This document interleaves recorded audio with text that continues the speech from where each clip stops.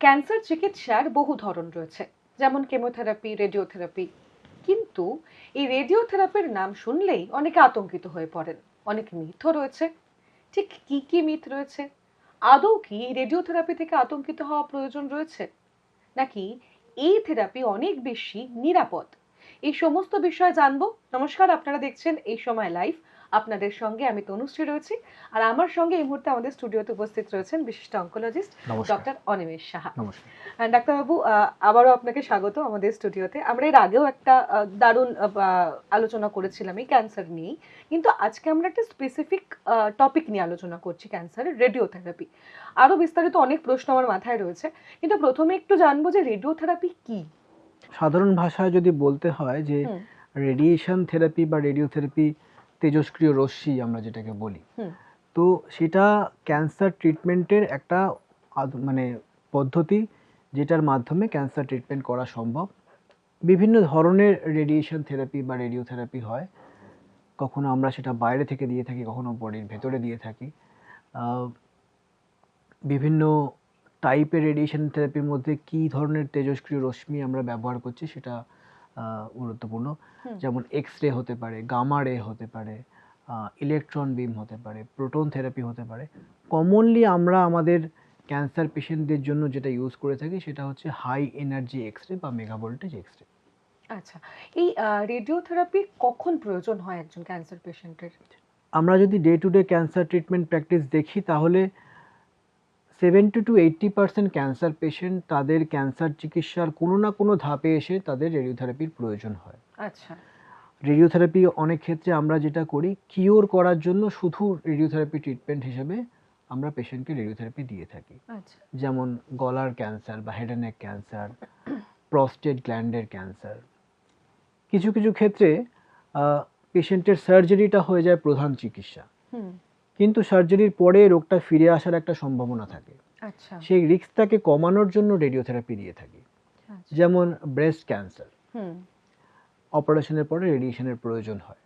কিছু কিছু জিভের ক্যান্সার বা গালের ক্যান্সার, অপারেশন হওয়ার পরেও একটা ফিরে আসার ঝুঁকি থাকে, এবং সেই ঝুঁকিটাকে কমানোর জন্য রেডিয়েশন থেরাপি দেওয়া হয়।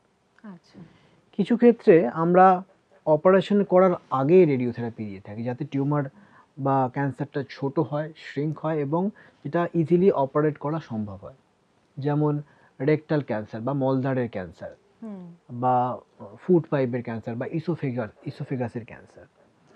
কিছু ক্ষেত্রে আমরা এটা প্যালিয়েটিভ ট্রিটমেন্ট হিসেবে ইউজ করি। মানে ধরুন অ্যাডভান্স ক্যান্সার যেটা হয়তো কিওর করা সম্ভব না, পেশেন্টের টিউমারের জন্য পেশেন্টের ব্যথা হচ্ছে, পেশেন্টের ওখান থেকে আলসার হয়ে গেছে, ব্লিডিং হচ্ছে, সেই কষ্টগুলো কমানোর জন্য আমরা রেডিয়েশন থেরাপি দিয়ে থাকি, যেটাকে বলে প্যালিয়েটিভ রেডিওথেরাপি। আচ্ছা, রেডিওথেরাপিতে তাহলে মানে পেশেন্টরা এত আতঙ্কিত হয়ে পড়েন কেন? মানে কোনো কারণ আছে কি, নাকি এমনি একটা মিথ থেকে এটা হয়?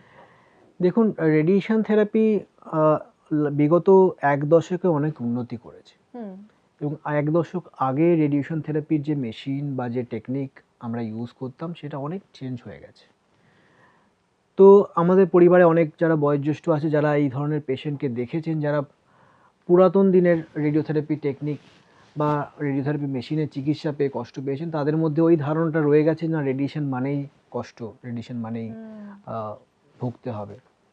কিন্তু রেডিয়েশন থেরাপির চিকিৎসা অনেক উন্নত হয়েছে, এবং তাতে আমরা প্রিসাইসলি টিউমার বা ক্যান্সারটাকে টার্গেট করে ট্রিটমেন্ট করতে পারি, এবং রেডিয়েশনের যে সাইড এফেক্ট, যাতে আমরা ধরুন একটা ভয়েস বক্সে কারোর ক্যান্সার হয়েছে, সেইটা ট্রিট করতে গেলে যে রেডিয়েশন থেরাপিটা আমাদের যদি লালা গ্রন্থির মধ্যে দিয়ে যায়, তাহলে দেখা যায় যে পেশেন্টের লালাক্ষরণ সারা জীবনের মতো বন্ধ হয়ে যায়। সেটা একটা কিন্তু পেশেন্টের কোয়ালিটি অফ লাইফের ওপর খুব বাজে ইম্প্যাক্ট পড়ে।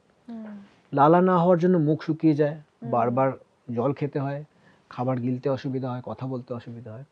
কিন্তু এখনকার অত্যাধুনিক পদ্ধতিতে আমরা এই লালা গ্রন্থিটাকে সম্পূর্ণ বাঁচিয়ে রেডিয়েশন করতে পারি, এবং এই সমস্যাটা একদমই থাকে না। তো এই ধরনের টেকনিক, নতুন অত্যাধুনিক মেশিন ইউজ করে আমরা সাইড এফেক্ট কিন্তু অনেকটাই কম করতে পেরেছি। কাজে আগেকার দিনের মতো সাইড এফেক্ট বা প্রবলেম এখনকার দিনে হয় না। ক্যান্সার ট্রিটমেন্ট যাদের চলছে তাদের কি কেমোথেরাপি এবং রেডিওথেরাপি একসঙ্গেই চলে? কিছু ক্ষেত্রে একসাথে চলে, কিছু ক্ষেত্রে শুধুমাত্র রেডিওথেরাপি চলে, কিছু ক্ষেত্রে শুধুমাত্র কেমোথেরাপি চলে, সেটা ডিপেন্ড করছে অনেক কিছু ফ্যাক্টরের ওপর। পেশেন্টের কি ডায়াগনোসিস, কোথায় ক্যান্সার, কি স্টেজে আছে, এবং পেশেন্টের অন্যান্য মেডিকেল প্রবলেম কিছু আছে কিনা। ইউজুয়ালি কেমোথেরাপি এবং রেডিওথেরাপি একসাথে দেওয়া হয় যখন আমরা কিউর করার জন্য চিকিৎসা করে থাকি। আচ্ছা। যেমন একটা গলার ক্যান্সার, প্রাইমারিলি রেডিয়েশন থেরাপি দিয়ে চিকিৎসা করা হয়, কিন্তু তার সাথে কেমোথেরাপি দিয়ে দেখা গেছে যে রেডিয়েশনের এফেক্ট আরও বেড়ে যায়, ক্যান্সার কিওর হওয়ার সম্ভাবনা আরও বেড়ে যায়। তো সেটা একটা ইন্টেন্স ট্রিটমেন্ট, দুটো একসাথে দেওয়া হয়। আবার কিছু ক্ষেত্রে আমাদের যেমন প্রস্টেট ক্যান্সার, সেখানে রেডিয়েশন থেরাপির সাথে কেমোথেরাপির কোনো প্রয়োজন হয় না, তবে সেখানে আবার হরমোন থেরাপি বলে একটা ওষুধ ইউজ করা হয়। আচ্ছা। তো সেটারও পারপাস এক, যে টিউমারটাকে শ্রিঙ্ক করা, রেডিয়েশনের এফেক্টটাকে আরও বাড়িয়ে দেওয়া। কিছু ক্ষেত্রে আর্লি স্টেজ ভয়েস বক্সে ক্যান্সারই যদি আর্লি স্টেজে থাকে, কেমোথেরাপির প্রয়োজন হয় না, শুধুমাত্র রেডিওথেরাপির মাধ্যমে ওটাকে ঠিক করে দেওয়া যায়। আবার কিছু ক্ষেত্রে আমরা যখন দেখি পেশেন্টের বয়স বেশি, 70 বছরের বেশি, অন্য মেডিকেল প্রবলেম আছে, তখন আমরা একটু চিন্তিত হয়ে যাই যে দুটো ট্রিটমেন্ট একসাথে নিতে পারবে কিনা। তখন সেই চিন্তা করে আমরা দেখি যে পেশেন্টের হয়তো এইটার সাথে দুটো একসাথে দিলে সাইড এফেক্ট হয়তো আরও বেশি হবে, পেশেন্ট নিতে পারবে না। সেক্ষেত্রে হয়তো আমরা কেমোটা ইন্টেনশনালি বন্ধ করে দিই, শুধুমাত্র রেডিয়েথেরাপি দিয়ে চিকিৎসা করি। সো এটা একটা ক্লিনিক্যাল ডিসিশন, অনেক কিছু ফ্যাক্টরের উপর ডিপেন্ড করে। আচ্ছা, এই যে আপনি বললেন যে আমরা অফ ক্যামেরাও কথা বলছিলাম যে একজন রোগী তিনি প্রাণ হারান এই ক্যান্সারের জন্য, সেক্ষেত্রে অনেকেই বলে থাকেন যে তিনি হয়তো ট্রিটমেন্টটা নিতে পারেন না। এই নিতে না পারার কারণ কি? মানে এটা কি শুধুমাত্র সাইড এফেক্টস নাকি অন্য কোনো কারণও থাকে? ক্যান্সার রোগী যখন আমাদের কাছে আসে, বেশিরভাগ রোগী কিন্তু একটা বয়সকালে ক্যান্সার ধরা পড়ে, 60, 65, 70, এবং বয়সের সাথে সাথে ওনার আনুষঙ্গিক অন্যান্য রোগও থাকে, যেমন প্রেশার থাকতে পারে, সুগার থাকতে পারে, হার্টের প্রবলেম থাকতে পারে, একটা সিওপিডি, হয়তো স্মোকিং করেছেন, সিওপিডি, অ্যাজমার প্রবলেম আছে। তো আমরা যখন চিকিৎসা করি তখন ওভারঅল একটা পেশেন্টের পিকচারটাকে আমাদের দেখতে হয়, শুধুমাত্র ক্যান্সারটা চিকিৎসা করলে হবে না, এবং ওনার আনুষঙ্গিক মেডিকেল কোমরবিডিটিস কি আছে। কেননা একটা পেশেন্টের ধরুন লাং ক্যান্সার হয়েছে, আমি রেডিওথেরাপি এবং কেমোথেরাপি দিয়ে চিকিৎসা করবো ভাবছি, কিন্তু আমরা দেখছি যে পেশেন্টের দীর্ঘদিন স্মোকিং করার জন্য লাং ফাংশন হেলদি নয়, লাংটা হেলদি নয়, লাং ফাংশন ভালো নয়। তাকে হয়তো আমি সেই অ্যাপ্রোপ্রিয়েট ডোজ বা অ্যাপ্রোপ্রিয়েট ট্রিটমেন্টটা দিতে পারবো না, দিলে হলেও ওনার ক্ষতি হয়। একটা 50 বছরের পেশেন্ট যার হেলদি লাং আছে, তাকে আমি রেডিয়েশনের যা ডোজ দেবো, একজন 70 বছরের পেশেন্ট যে দীর্ঘদিন স্মোকিংয়ের পরে সিওপিডিতে ভুগে, প্রায় ওনাকে ভর্তি হতে হয় নেবুলাইজেশন নেওয়ার জন্য, তাকে হয়তো সেই ডোজ দেওয়া যাবে না, তাকে মডিফাই করতে হবে।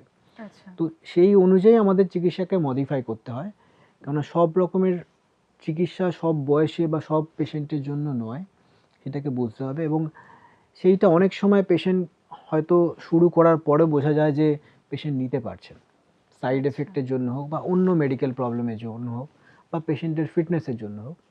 তো সেটা একটা সম্মুখীন হতে হয় এবং সেই মতো আমাদের পেশেন্টের ট্রিটমেন্ট মডিফাই করতে হয়। আচ্ছা, আইজিআরটি এবং এসআরএস, এই দুটি পদ্ধতি কি? আইজিআরটি যেটা ফুল ফর্ম হচ্ছে ইমেজ গাইডেড রেডিওথেরাপি। আচ্ছা। এটি একটি অত্যাধুনিক রেডিওথেরাপি টেকনিক। আইজিআরটির মেন উদ্দেশ্যটা হচ্ছে যে আমরা প্রিসাইসলি টিউমারকে টার্গেট করে রেডিয়েশন দিই এবং আমাদের টিউমারের আশেপাশে যে সমস্ত নর্মাল অর্গ্যান আছে সেগুলোকে বাঁচিয়ে রেডিয়েশন করতে পারি। তাতে কি হয়, আমরা রেডিয়েশনের হাই ডোজ টিউমারে দিতে পারি এবং তাতে কিওরের সম্ভাবনাটা অনেকটাই বাড়াতে পারি, এবং আশেপাশের অর্গানগুলোকে বাঁচানোর জন্য সাইড এফেক্ট অনেকটাই কম করতে পারি। সেটা একটা স্পেশালাইজড রেডিওথেরাপি, অত্যাধুনিক টেকনিক, যেটা আমরা এখন কমনলি ইউজ করে থাকি। স্টিরিওট্যাকটিক রেডিও সার্জারি বা এসআরএস, এটা সার্জারি না, একটা non surgical radiation therapy treatment, সেটা খুব হাই প্রিসিশন ট্রিটমেন্ট। আইজিআরটির সাথে এটার ডিফারেন্সটা হচ্ছে, আমরা যখন আইজিআরটি কনভেনশনালিটি ট্রিট করি তখন পেশেন্টের ইউজুয়ালি 5 সপ্তাহ বা 6 সপ্তাহের একটা ট্রিটমেন্টের কোর্স হয়। স্টিরিওট্যাকটিক রেডিও সার্জারিতে আমরা খুব কম সেশনে ট্রিটমেন্টটা করে থাকি এবং খুব হাই ডোজ ইউজ করে থাকি। তাতে যখন স্টিরিওট্যাকটিক রেডিও সার্জারি হয়, কখনো কখনো সিঙ্গেল সেশনে পেশেন্টের ট্রিটমেন্ট কমপ্লিট হয়ে যায়, একদিনের ট্রিটমেন্ট, বা কিছু কিছু ক্ষেত্রে সেটা 3 বা 5 দিনের ট্রিটমেন্ট হয়। তো এটা আরও হাই প্রিসিশন একটা ট্রিটমেন্ট, ইউজুয়ালি ছোট টিউমার বা স্মলার টিউমারে ইউজ হয় এবং হাই ডোজ পার সেশন কম নাম্বার অফ সেশনে দেওয়া হয়। এটা 1 দিন থেকে শুরু করে 3 দিন বা 5 দিন হতে পারে। আচ্ছা, এই ধরনের যে পদ্ধতি, চিকিৎসা পদ্ধতি ক্যান্সারের ক্ষেত্রে, সেখানে কি খরচা অনেক বেশি লাগছে নাকি না? দেখুন, মেডিকেল ট্রিটমেন্টের অত্যাধুনিক পদ্ধতি আসার সাথে সাথে মেডিকেল ট্রিটমেন্টের খরচা বেড়েছে, এটা মানতে কোনো অসুবিধা নেই। সেটা সব জিনিসের দাম যেমন বেড়েছে, মেডিকেল সায়েন্সের উন্নতির সাথে খরচাও বেড়েছে। তো এইটার থেকে পেশেন্টরা কি করবেন, কিভাবে মানে নিজের বাঁচাবেন বা কিভাবে নিজেদের প্ল্যানিং করবেন, সেক্ষেত্রে আপনাকে বুঝতে হবে যে আমার যা সামর্থ্য অনুযায়ী বা আমার যা প্ল্যানিং অনুযায়ী আমাকে চলতে হবে। তিনি যদি অ্যাফোর্ড করতে পারেন, তার যদি সঞ্চয় থাকে, প্রাইভেট হসপিটালে অত্যাধুনিক চিকিৎসা নেওয়ার নিশ্চয়ই যাবেন। তবে একটা জিনিস খুবই ইম্পর্টেন্ট আজকের দিনে, আমি আগেও বলেছি, মেডিকেল ইন্স্যুরেন্স। মেডিকেল ইন্স্যুরেন্স থাকা আজকের দিনে খুবই জরুরি, কেননা হাসপাতালে ভর্তি হওয়ার খরচা এবং চিকিৎসা খরচা প্রাইভেট হাসপাতালে পার্টিকুলারলি অনেকটাই বেশি, এবং সেটা ইন্স্যুরেন্স ছাড়া সাধারণ মানুষের পক্ষে অ্যাফোর্ড করাটা অনেক ক্ষেত্রেই প্রবলেম হয়ে যায়। তাছাড়া বিভিন্ন সরকারি হাসপাতালে, সেন্ট্রাল গভর্নমেন্ট হোক, স্টেট গভর্নমেন্ট হোক, সেখানেও চিকিৎসা যে খুব যে খারাপ হয় তা নয়।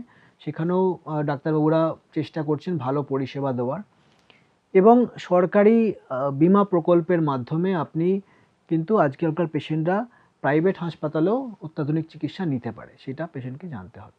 ঠিক। আচ্ছা, রেডিওথেরাপির কি কোনো নির্দিষ্ট টাইম রয়েছে, নাকি যতক্ষণ অবধি পেশেন্ট না সেরে উঠছে ততক্ষণ অবধি চালাতে হয়? না, এটা নিশ্চয়ই একটা কোর্স আছে, এবং আচ্ছা। কোর্সটা ডিপেন্ড করছে কি ধরনের ক্যান্সার কোথায় হয়েছে, কি স্টেজে আছে।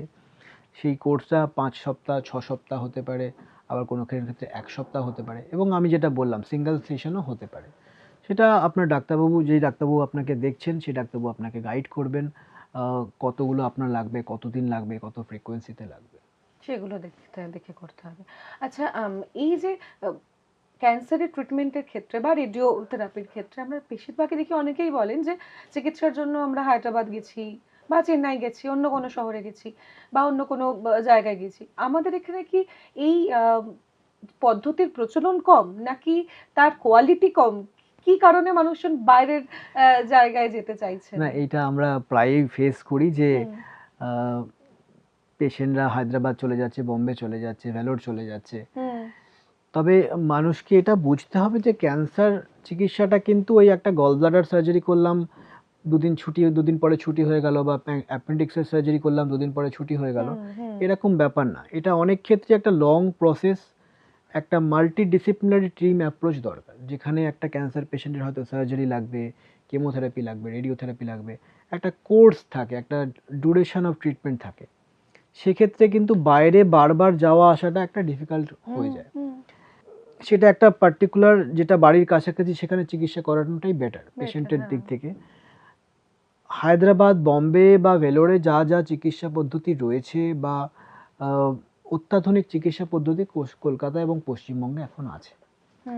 তো আধুনিক রেডিওথেরাপি মেশিন, আধুনিক রেডিওথেরাপি টেকনিক, এক্সপার্টিস আমাদের কলকাতার মধ্যে রয়েছে, এবং আমার মনে হয় না এইটার জন্য পেশেন্টকে বাইরে যাওয়া দরকার, এবং পেশেন্টের বাড়ির কাছে ট্রিটমেন্ট হওয়াটা খুবই জরুরি। আমরা কোভিডের সময় দেখেছি যে যারা হয়তো ব্যাঙ্গালোর, হায়দ্রাবাদ, বম্বে, ভেলোরে যেত চিকিৎসার জন্য, তারা যেতে পারছিলেন না, তারা কিন্তু কলকাতাতেই আসছিলেন চিকিৎসা। তো সেই সময়টা আমরা পেশেন্ট বুঝেছে যে এটা একটা আমাদের কলকাতার মধ্যে বা পশ্চিমবঙ্গের মধ্যে আমরা সেই পরিষেবাটা পেতে পারি, এবং তারপরে কিছুটা কমেছে বাইরে যাওয়াটা, কিন্তু মানুষের নিজের স্যাটিসফ্যাকশনের জন্য অবশ্যই যেতে পারেন, কেউ বারণ করবেন। কিন্তু কলকাতায় এবং পশ্চিমবঙ্গে অত্যাধুনিক চিকিৎসা পদ্ধতির মাধ্যমে ক্যান্সার চিকিৎসা হচ্ছে এবং করা সম্ভব।